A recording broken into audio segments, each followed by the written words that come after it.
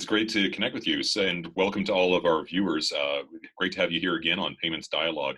Today, I'm very excited to be talking to a colleague of mine, Fareed Jawed, who is Vice President of Revenue Optimization here at Spreedly. Fareed has had just a tremendous career in the payments world. He's actually started at Verifone, helping to develop some of the earliest payments gateways, and then he's had an illustrious career going through places like Flipkart and Amazon, Grab and Ola. So real excited to have you here, Fareed. Yeah, excited to be here, Peter. Thanks. Absolutely. Now, what I was hoping to do is I gave a little bit of an overview of your background, but I'd love to hear a bit more from yourself about your experience and what you've learned about payments in general. Sure. So I've been in the payments industry for a long time, since the late 90s. Worked out of the Valley with Verifone, building out the earliest flavors of the payment gateways. Graduated from using SET as a protocol for payments to SSL, which is, I guess, the de facto standard for all e-commerce today. Um, I've been on most sides of the payment lifecycle, on the acquiring and issuing cards, e-wallets, account-based payments, and very excited to be in this industry. Happy to be here at Spreedly, helping solve the next set of problems for our customers and improving the overall payments experience for their customers. That's great. And so you started here at Spreedly in 2019. Maybe can you tell me a bit about what your focus is here at Spreedly? Sure, absolutely. So as part of product development here at Spreedly, my key focus is to drive revenue optimization for our customers, and we'll get to what that means in just a bit.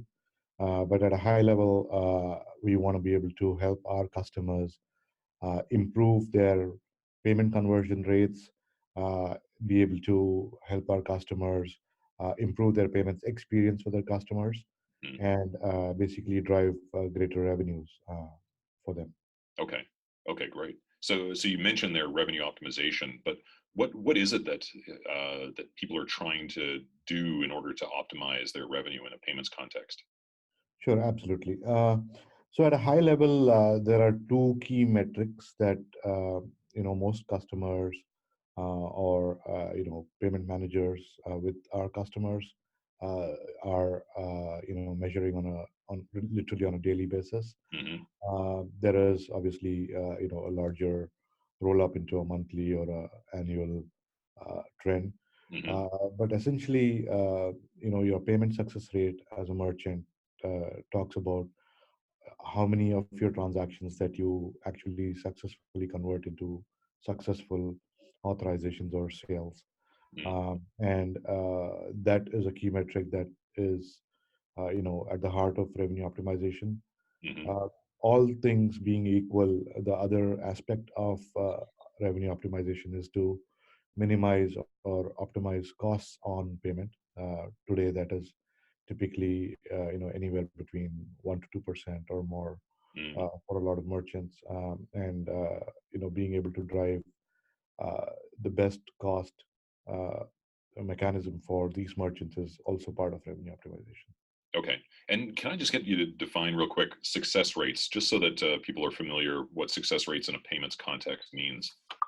Absolutely. And it's great that you brought up this question because different actors and players in the payment lifecycle measure payment success rates differently.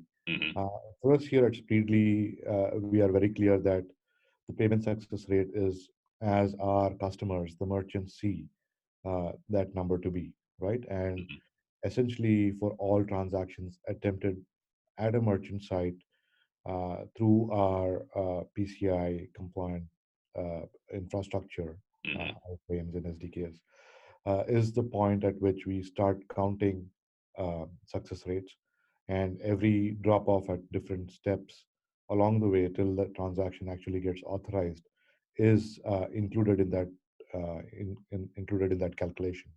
Okay. Typically, a gateway may measure a success rate for a customer, from the point at which the transaction actually hits their endpoint. But we understand that it is much more than that, and it is the whole end consumer journey from checkout through successful completion. Mm. And I imagine when you think about success rates, as you know, speaking as someone that's been on the merchant side of the world, Mhm. it means more than just I'm getting more revenue now. It also has to impact customer experience and other factors too. Absolutely. So payments is an integral part of the entire checkout flow. So regardless of the kind of goods or services that as a merchant you provide, you want to be able to measure your customer satisfaction, and Hmm. uh, the payment flow plays a huge part in that, right? So there are a lot of customers who abandon cards never to come back because of a very poor payment experience, right? Hmm. Hmm. So while it may not necessarily be uh, a core part of what the merchant is offering as a good or a service, it is significantly important enough to keep that in mind. So it's beyond just the number; it is the whole customer journey and experience. Okay, great. Now you mentioned a few different metrics for measuring revenue optimization, but it also sounded like you were talking about a few different ways to optimize revenue. So are those like are there certain like buckets that you would put functionality in for revenue optimization? Yes. So there's a few things here, right? So one is a baseline theme that I think you've spoken about in earlier conversations as well, which is more than one gateway is better, Hmm. and we've gone through the reasons around that, and especially as you get into developed regions, this becomes a more developing regions, it becomes a more important point to consider. Payments is highly nuanced. Certain gateways work better with certain cards, with certain issuing banks. So one of the key buckets that is like a really anchor case for revenue optimization is what we call as intelligent routing or dynamic routing. Hmm. Uh, this is the ability of Speedly to be able to route a customer's transaction to the best possible gateway, given the various characteristics of the transaction, Hmm. including the payment method being used. If it's a card, the card logo, is it a Visa or a MasterCard? Is it like a credit card or a debit card, and so on? And we basically factor in multiple such signals and use an up-to-date computation of gateway performance to determine which gateway to route the transaction to. So that is like a important bucket in revenue optimization. The flip side of that is the cost angle that we spoke about, Hmm. but there's more to it as well, right? So, for example, the ability to salvage declined transactions. So, certain transactions get declined for certain reasons, and Speedly would like to be able to help their merchants figure out which transactions are worthy of retries, have a strategy in place that would allow customers to retry certain transactions a certain number of times at various times of the day of the week, or day in the month, Hmm. without significantly increasing their risk exposure, because a lot of times if retry is not done right, you can certainly increase your exposure to fraud and risk. Got it. Okay, that makes Uh, sense. Now right. and you had mentioned about that intelligent routing. It sounds like that's a key component or a prerequisite for that is the ability to connect into multiple payment gateways. That's Um, correct. otherwise, what are you routing to? I Right. imagine. Absolutely, absolutely. And intelligent routing, beyond determining which is your best gateway, is also a great mechanism to help our customers provide high availability to their end consumers by ensuring that we route transactions uh, to gateways which are available, up and running. There are gateways that go into degradation sometimes, so we would at that point not route transactions to gateways that are degrading in performance. Mm, And at its most basic level, you've got failover routing. So if you try and route transaction to a particular gateway due to certain volume commitments to the gateway or whatever the reason is, Hmm. and that gateway is degrading or is down, the transaction fails over to an alternate gateway that Okay. we have set up with our merchant. Right. Okay. That makes sense. Mhm. No, Spreedly is really well adopted in Latin America and Europe and North America, Mhm. really around the world. But are there differences that, or are there ways of thinking about revenue optimization differently based on where you're looking at geographically? Certainly. In fact, geography plays a huge uh, role in determining your optimization strategy. Hmm. In developed markets like the US, North America, and the EU, the set of problems that merchants face are slightly different from the problems that customers would face in Southeast Asia or in Latin America. Mm-hmm. And our optimization strategy for these merchants would obviously take into consideration their geographical location, their ability to accept international transactions, and so on. So, yeah, the problems are quite different. For Okay. example, in the US and in Europe, maybe a merchant may be more interested in optimizing on costs Hmm. because they've actually got a fairly good baseline of success rates in the high 90s. Hmm. Uh, Whereas in countries in Latin America, merchants operating there may actually want to significantly ratchet up their success rates because you've got a huge variation depending on the country that you operate in, the gateway that you're connected to, who your acquirer is, what's the payment method being used. So, the focus there and the strategy there would be quite different from merchants in the US, for example. Okay. So you obviously mentioned geography and a few other items like card type. Mhm. What about based on industry of the merchant? Is there an opportunity for optimization there? Certainly. In fact, the card networks have, you know, built this mechanism, many decades ago, and each merchant is really aligned with a particular MCC code or a merchant category code that relates to the line of business that they operate in. Mm-hmm. And based on that, there are a bunch of rules and there are a bunch of best practices that need to be adopted. Um, there's also a different risk profile depending on the category of goods or services that you sell as a merchant. Mm-hmm. So optimization factors all of that into the equation as we develop uh, uh, an optimized strategy for our merchants. Okay. Okay. Terrific. Now, going back to one of the types of routing you mentioned, there was the intelligent routing where you're sort of it's almost like it's proactively routing transactions. But then you also mentioned failover routing, Mhm. which sounds more defensive. How would you differentiate between those two types of routing? Right. So we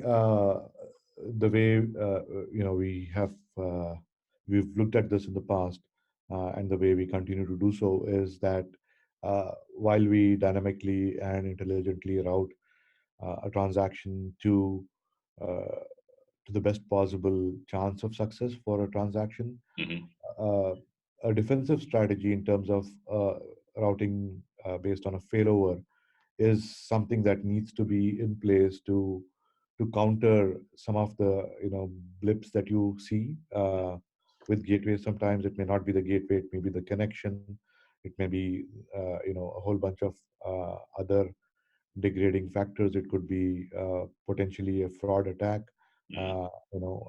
and being able to flip over to a gateway that is performing well and without duress is an important capability to have. Hmm. Uh, it's not as possibly as interesting as intelligently routing transactions to your most optimal gateway, but it is a capability that needs to be in place uh, Hmm. to minimize Yeah. the risk. Yeah.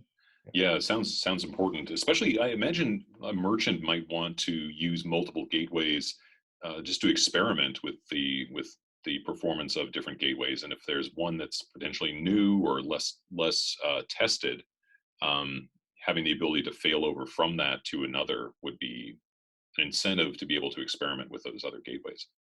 Absolutely, and not just failover, but also having the ability to send a small percentage of their transactions uh, Mm-hmm. to the new gateway as they figure out how well it works for them, and allows them to gather significant data around gateway performance and other indicators. Okay. Is certainly a useful feature to have. Okay, great. Going back to, you'd mentioned about card types. Can you explain a bit more about why bin and card types useful for when you're thinking about intelligent routing? Yes. So payments is a highly nuanced industry, and the ability of Speedly has to be able to determine a payment method based on BIN, whether it's a credit card or a debit card, determine which is the issuing bank, is really important, because debit cards work slightly different from credit cards. You're more likely to run into an insufficient balance scenario and have a transaction be declined for debit cards compared to credit cards. Mm-hmm. And therefore, and in some regions, you've got certain gateways that have built out direct integrations with certain banks for their debit card platforms. Mm-hmm. And being able to leverage all of this is important. And therefore, knowing more about your transaction and your payment instrument, and whether it's a debit card or a credit card, or whether it's a Visa or a MasterCard, is really important in figuring out and intelligently routing the transaction to the right place. Okay. Okay, great. So, you'd mentioned about the value of routing transactions to different gateways. How does Spreedly actually help in that regard? Right. So because Preedly has got so many integrations with downstream payment gateways, and we've built out these partnerships over the years. We've got most current data on their performance. We monitor every gateway's uptimes and downtimes and performance Mm, degradations. We have the intelligence in place to determine, using these gateway characteristics, as well as the transaction characteristics, such as the payment instrument being used, mm, and figure out which is the best match for the merchant based on their existing gateway relationships, hmm. and use the most relevant eligible gateway to route the transaction to. Okay. I hope I answered that question for you, Peter. Yeah, yeah, absolutely. Mhm. And similarly, from a not only from a success side, but also you mentioned from the cost side as well. Absolutely. Yeah. Absolutely. So, let's say if you have two gateways both operating at a 93% success rate for a Visa Classic debit card, Hmm.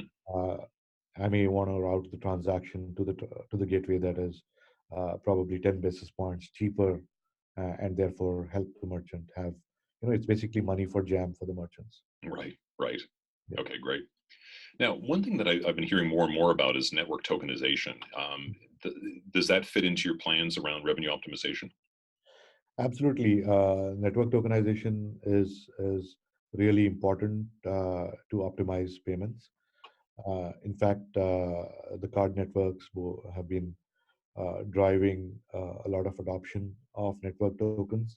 It's a great way to keep uh, evergreen, non-PAN information to actually authorize a transaction based on the network token. Uh, it actually also, because the tokens are evergreen, you possibly are, good with not probably signing up for account updater, for example, Hmm. because gateways ensure that these tokens are kept up to date in case of a renewal or a card replacement. Hmm. Token for a given merchant for a given payment instrument is going to stay current. So, and because the underlying theme around revenue optimization is to maximizing our customers, which are merchants, transactions, and conversions. Hmm. Uh, Network tokenization definitely has an upside, uh, you know, 2 to 4% upside in terms of success rates, and that's certainly useful and is an integral part of revenue optimization. Okay, great. Now, I've heard another term as well that sounds like it matches up with revenue optimization, and that's this idea of payments orchestration. Mhm. So, would you consider the idea of orchestrating these various payment services to be? Is that what payments orchestration is to you? Yes, absolutely. In fact, payment orchestration as a layer has been around for some time. Mm-hmm. In the payment switch world and in the payment hub world, uh, from a gateway perspective and e-commerce transactions perspective, uh, aligning the most appropriate workflow for our merchants, depending on all the things that we talked about till now, right? Mm-hmm. Geography, type of payment instruments that they use, gateways that they have signed up with, the performance of these gateways, allowing us to dynamically route transactions to the best gateway available. Mm-hmm. Uh, Really, actually falls into orchestration as a realm. So I would say, yeah, it is pretty much, if not, exactly the same thing. Okay, got it. Now, I imagine as you're doing all this orchestration and optimizing revenue in your payments in your payment space, that you're collecting, both Spreedly and also the merchant themselves. They're collecting a lot of data. Okay. So could be decline reasons. It could be other kinds of information that helps them to optimize. But what would you do, or what would you recommend to a merchant, or how would Spreedly help the merchant by using that data? Certainly. So because Speedly has a whole bunch of merchants that we support processing for, and because we've got a whole bunch of downstream gateways that we are integrated into, uh, it's possible for us to leverage the data that we gather as part of the transaction flow to help our merchants figure out how they're doing in the grand scheme of things. Are they the top percentile, or are they in the bottom percentile, Mm, uh, without really sharing confidential information. It also helps us get back to our merchants with the top decline reasons and maybe suggest strategies around mitigating some of those declines, uh, mhm, through a variety of means, including either suggesting an alternate payment method, or maybe having a conversation with having their acquirer have a conversation with their with the mhm, issuing bank to figure out if there has been a history of chargebacks for that merchant, for example. It's very likely that certain issuers may put them through a whole bunch of additional checks, and that could be leading to a lot of decline. So it helps set the stage to have those conversations, right? right. And whether or not those conversations happen depends on the relationship between the merchant and their gateway and the acquirer. Okay. And I imagine because of Spreedly's agnostic position in the market, Yep. um, our ability to collect the data, to collect massive volumes of data that help way beyond the scale that an individual merchant could collect. And I imagine that's an important value for merchants that work with Spreedly.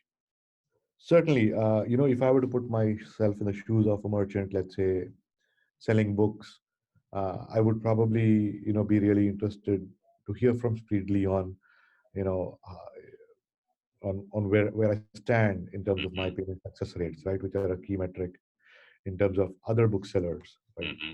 So keying off the merchant category code here. I would also be interested in probably understanding that, for the geography that I operate in, how am I doing, right? Am I right up there with the leaders, or am I somewhere Hmm. in between or at the bottom, right? And it helps me as a merchant figure out and implement, changes and new strategies to help me stay current and relevant. Right. Okay. Now, staying in with the shoes of the merchant on, how would you want to measure success from optimization if you're back in a merchant's seat? Sure. So for me, it's very straightforward. As let's say I'm a payments manager at a merchant location. If I'm able to, go back and have this conversation that says that, hey, since I signed up with Spreedly for revenue optimization, I've actually seen a 3% improvement in my conversion rates, and at scale that could be a very big number, Hmm. right? So I think that certainly is a key factor. Also being in a position to say that, hey, I'm actually able to overall save about 15 basis points on an annual basis in Hmm. terms of my costs. Hmm. That in turn can actually add up to a pretty significant savings for me as a merchant. Okay, terrific.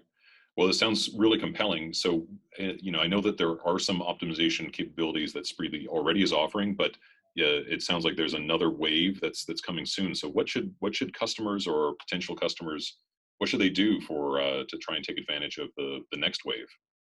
Absolutely. So there's some features that I think are already available out of the box that merchants enjoy, including the use of account updater, for example. Um, but we've, for a larger payment optimization or revenue optimization push, we are open to signing up merchants for a pilot that we're rolling out, uh, in the first half of this year. Mhm. We anticipate making this generally available in the second half of 2020. But yeah, merchants need not wait for that. Uh, they can speak with their account representative and try and get on the pilot program so they can start reaping the benefits right away. Got it. Well, great. It sounds like a lot of benefits for sure for merchants. So, this has Absolutely. been really interesting, Fareed. Really enjoyed the conversation. So, thank you very much for joining in the payments dialogue today. Thank you, Peter. My pleasure entirely. Terrific. Thanks.